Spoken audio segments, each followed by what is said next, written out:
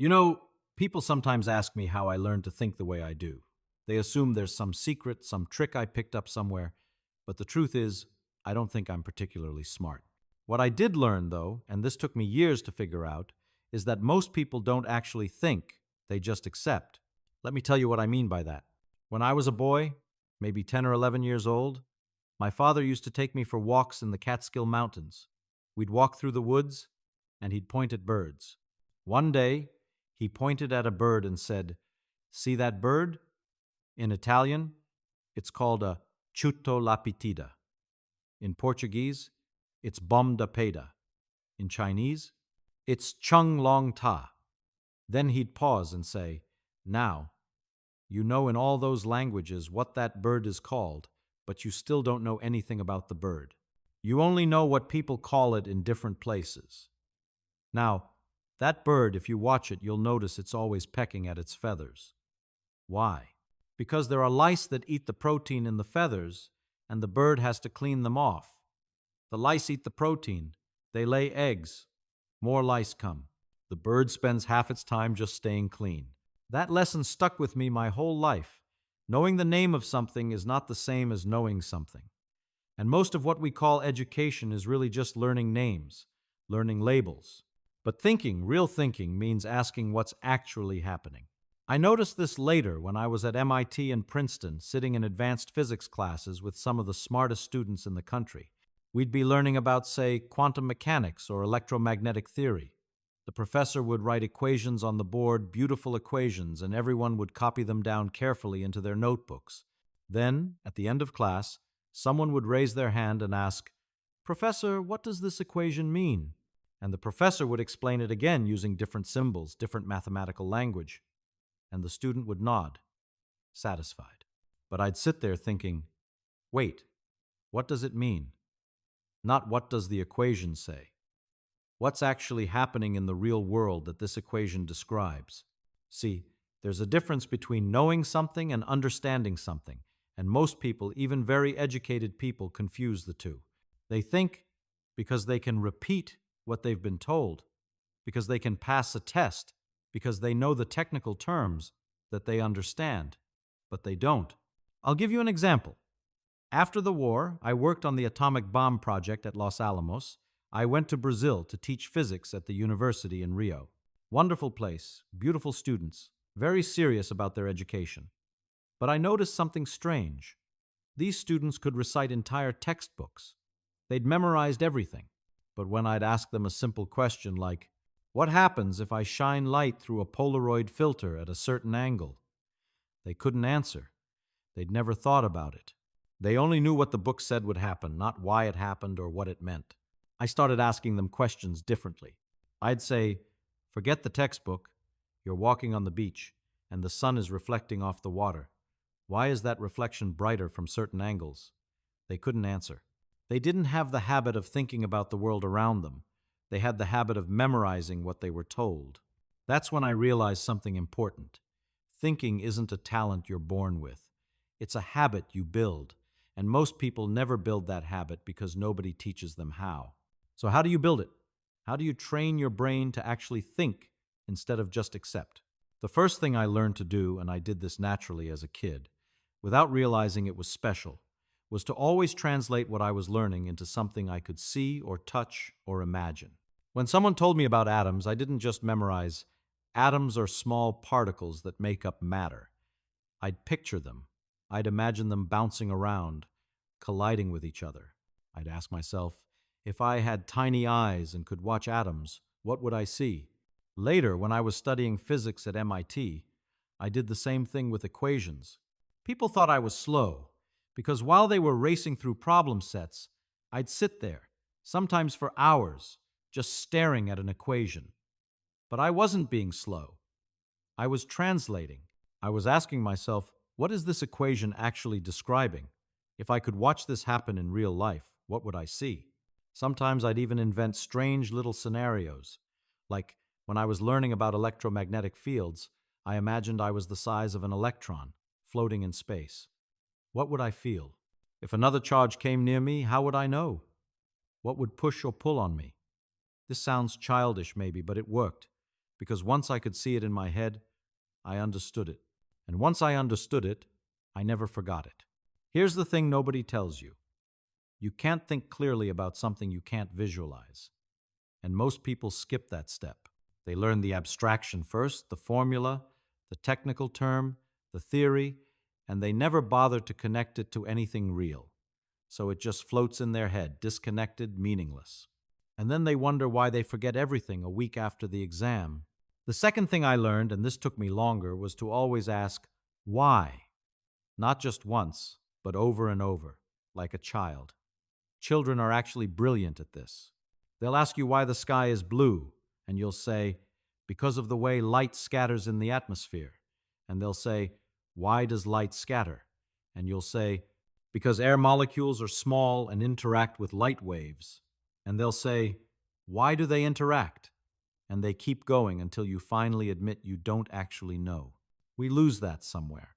We get embarrassed to ask basic questions. We don't want to look stupid. So we just nod and pretend we understand. But that's a disaster. Because if you don't understand the foundation, everything built on top of it is shaky. I remember once, I was teaching at Caltech, and a student came to me confused about quantum mechanics. He said, I don't understand the uncertainty principle. And I said, okay, explain to me what you think it means. And he started reciting the textbook definitions, something about position and momentum and Planck's constant. And I stopped him and said, no, don't tell me what the book says. Tell me what you think is happening. And he couldn't. He literally couldn't tell me because he'd never thought about it. He just memorized it. So we sat down, and I said, let's start simple. Forget quantum mechanics for a second. If you wanted to measure where something is like a ball, what would you have to do? And he said, look at it. And I said, right. And how do you look at something? And we went through it. Light bounces off the ball, enters your eye. You see where it is. And I said, now, what if the ball is really, really small, so small that the light you use to look at it actually pushes it when it bounces off? And you could see his face change. He got it. Not because I gave him a better definition, but because he finally thought about what was actually happening. This is the secret. If there is one, don't accept anything until you can explain it to yourself in your own words, using your own pictures, your own analogies. If you can't do that, you don't understand it yet. And that's okay, but don't pretend you do. The third thing, and this is maybe the most important, is that I learned not to be afraid of not knowing. This sounds simple, but it's not. Most people are terrified of admitting they don't understand something. They think it makes them look dumb, so they fake it. They nod along. They use the right words even though they don't really know what those words mean. But here's what I figured out. The smartest thing you can do is admit when you don't know something. Because once you admit it, you can start actually learning it. But if you pretend you already know it, you're stuck. You stop asking questions. You stop thinking. I used to sit in seminars at Princeton and Caltech where some famous physicist would give a talk really technical, really advanced, and everyone would sit there nodding like they understood every word. And maybe some of them did. But I didn't always understand. So I'd raise my hand and ask a basic question. And sometimes people would look at me like I was simple. But you know what? Half the time, after I asked, 3 other people would come up to me afterward and say, thank God you asked that. I didn't understand either. The truth is, a lot of what passes for expertise is just people pretending. They've learned the language. They know which words to use.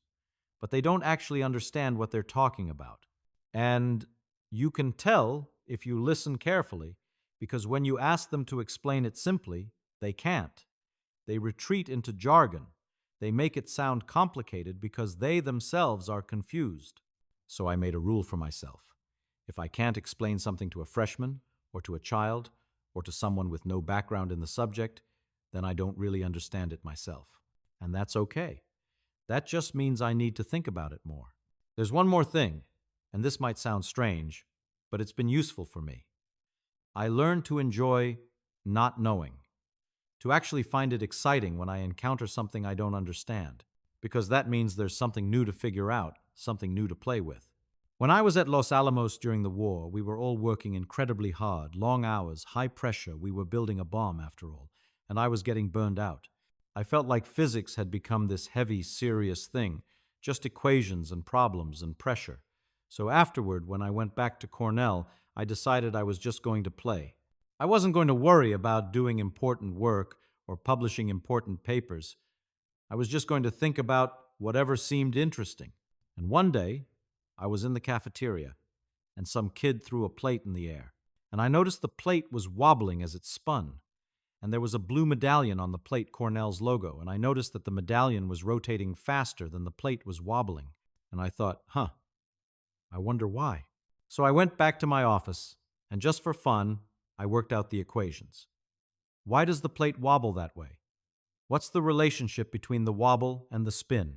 And it turned out to be connected to some deep principles of rotation and angular momentum. And that little problem, that silly thing I did just because it seemed fun, eventually led to work that contributed to my Nobel Prize years later. But I didn't know that at the time. I wasn't trying to do important work. I was just playing. I was just curious. And I think that's maybe the real secret, if I'm being honest. You don't force your brain to think like a genius. You just let yourself be curious like a child. You ask questions. You try to see what's really happening instead of just accepting what you're told. You admit when you don't understand something, and you keep thinking about it until you do. Most people stop themselves before they even start. They think, oh, that's too complicated for me, or I'm not smart enough to understand that, or I'll just trust the experts. But understanding isn't about being smart. It's about being persistent. It's about caring enough to actually think about something instead of just accepting it. I've spent my whole life around the smartest people in the world. Nobel Prize winners, brilliant mathematicians, incredible physicists. And you know what? Some of them were genuinely brilliant. But most of them were just people who never stopped asking questions, who never accepted something just because everyone else did, who kept thinking about problems even when everyone else had moved on. You can do that. Anyone can do that. You don't need to be special. You just need to care enough to try. So next time someone tells you something, anything, doesn't matter what, don't just accept it. Ask yourself, what does that actually mean? Can I picture it?